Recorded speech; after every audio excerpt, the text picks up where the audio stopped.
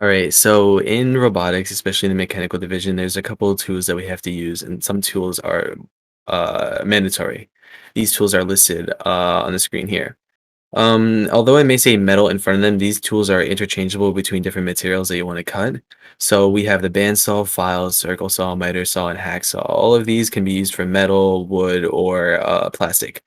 The only difference between the materials is the type of blade that you use to cut those materials.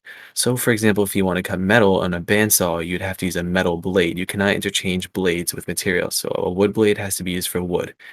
A plastic blade has to be used for plastic, and a metal blade has to be used for metal. And the reason being is that different blade materials have different amounts of edges. So a metal blade would have more edges than a wood blade. And the reason being is because metal is obviously more the molecular composition is more tightly knit, which gives it a strong it's more strong compared to wood. You know, you can snap wood with your hands, but you can't really snap metal. So with that being said, different parts have different blades. Okay, yeah. Next slide. The same can be said for these tools. We have angle grinders, riveters, grinders, table saw, and CNC. Angle grinders is only ever used for metal because you don't need to grind wood. You could just simply cut it. Drills, obviously, they're not material based. You could drill screws. The only thing that's material based would be the screws that are used for the drills.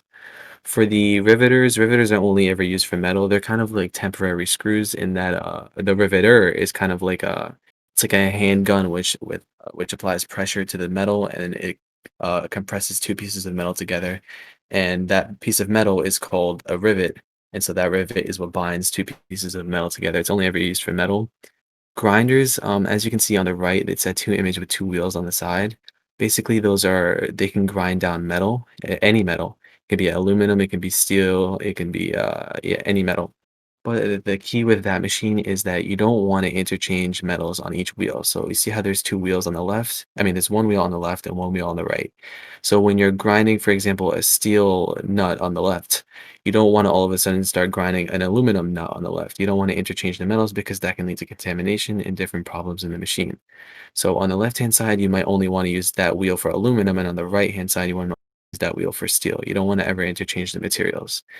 And the table saw is only ever used for wood. It's basically so if you ever go to Home Depot, you see those big sheets of wood. You can use that machine to cut it down to size and more reasonable slices, so that people can work on it individually. And then the CNC machine is really only ever used for metal, and that's one of the tools that we want to add to our arsenal, and that involves using CAD and using 3D design to tell the robot how to laser print on metal sheets. Next slide. Okay, so for the materials, these are the uses that we have. So we use wood, we use metal, and we use plastics. Like I said earlier, for woods, it's mainly ever used for prototyping and or side projects. An example of a side project would be the player station or the battery card or the robot card. We don't really want to waste precious metals on those side projects, which don't really add much to the competition because at the end of the day, only the robot is going to be on the field.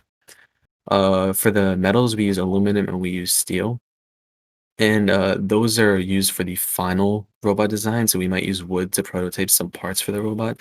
But once we have those parts set up and we know exactly how we want them to work, we will convert the wood to metal. Because once again, we don't want to be wasting all of that precious metal. And aluminum is lightweight compared to steel. So an example where we use steel is in the foundation the foundation of the robot. So if you want something to be solid and not move at all, we would use steel to build it. And if you want something to be lightweight and it doesn't really carry that much weight, then we want it to be aluminum. And for hard plastics, that's also used for final robot construction because plastics are kind of hard to get, believe it or not. The specific plastic that we like to use is called plexiglass. And it's basically a formable plastic where if you heat it up, you can just mold it to whatever you want it to be, and it's see-through and it has a lot of rigidity. And so yeah, that's what we use the plastics for. Okay. This is an example of a parts list. Um, okay. If you want to just zoom out and then go to the dock.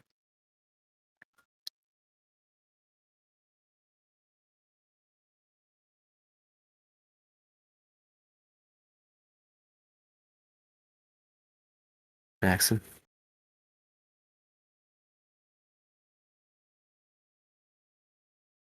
Forward.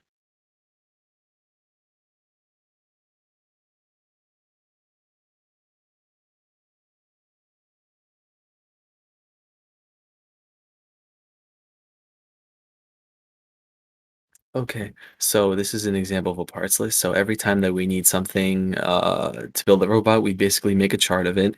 We'd list the exact item, the factory name. We list the amounts, and then we list the cost. And so the reason why it's such a huge list is because we don't want to buy parts individually because that ends to it accumulates in price with all the shipping and all of that. So we want to make one big list and buy it all at one time. And so as you can see, if Maxim scrolls down a little bit or continues to scroll, we can see all the different parts that we would make before the build season, and then we would buy that all at once. And now it's not just mechanical that needs parts, it's programming, it's electrical, it's pneumatics, but we're mainly focusing on mechanical. And just a quick little financial setup there. You can see that's the old version. The new version is just the official list at the top, Maxim. Yeah, so it ends there. So this is the official version that we would submit to the school to buy, and the estimated total is about $9,894.29. So that's a lot of money, but it's okay because we have a lot of money.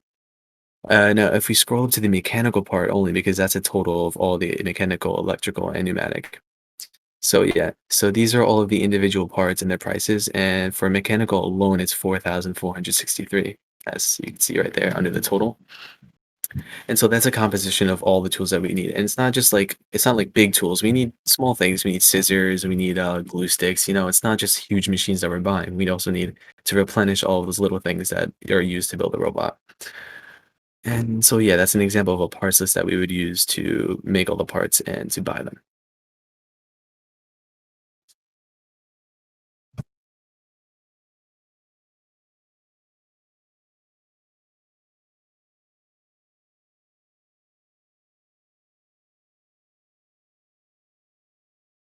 Okay, now a quick summary about motors. So there's three major motors that we use. Sorry for cutting out. We use three major motors. We have the red line, we have the 775 Pro, and the Falcon 500. So the red lines, as you can see, are the motors with the red, and the blue thing that you see after the addition sign is called a gearbox. So the red line is known for speed. It doesn't really have much torque. Torque is basically power, so it's the amount of weight that a motor can lift or turn. And speed is obviously the amount of rotations per second. So the red lines are mostly, by default, are used for speed, but you can use gearbox to convert that speed into power or torque. And the length of the gearbox, so there's three different modes for that blue part. There's small, there's medium, and there's large. The large obviously produces more torque. The medium produces some like a little torque, and the small produces even less torque. And so basically, you would screw that gearbox onto the motor, and that would convert the speed into the amount of torque that you need. Uh, so yeah, and then the two on the bottom, those are the Falcon 500. The Falcon is obviously the one that says Falcon on the bottom left, and then the 775 Pro is the one on the bottom right.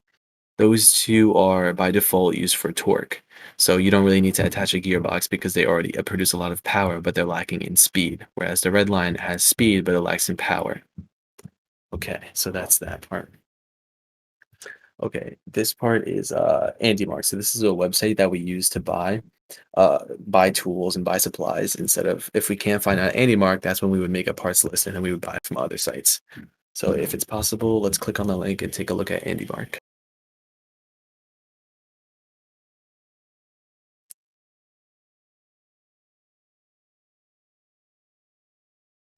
Okay, so this website has basically everything for mechanical and electrical. It's a partner of First, so obviously they have First equipment, and so anything that we need, search it up here first. If we can't find an Andy Mark, then we would buy it from somewhere else. We make a parts list. So, for example, if you want to search literally anything up, it comes up with a list of that item, specific parts that all meet the First guidelines for safety and any of the guidelines. These are all you can use these any of these motors into your robot. None of them are restricted. So yeah, there's an example of a red line that we use. That's the one that's known for speed. And so yeah. So let me see. What was I gonna do here?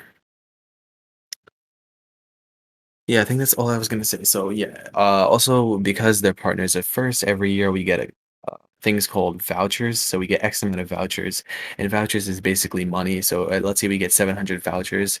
I don't know what that equivalates to in money, but essentially we can buy items from IndyMark using those vouchers.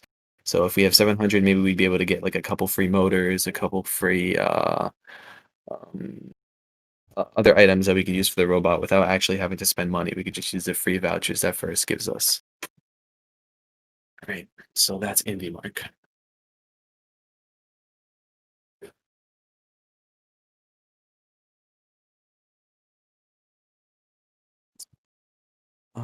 Okay, I saw it.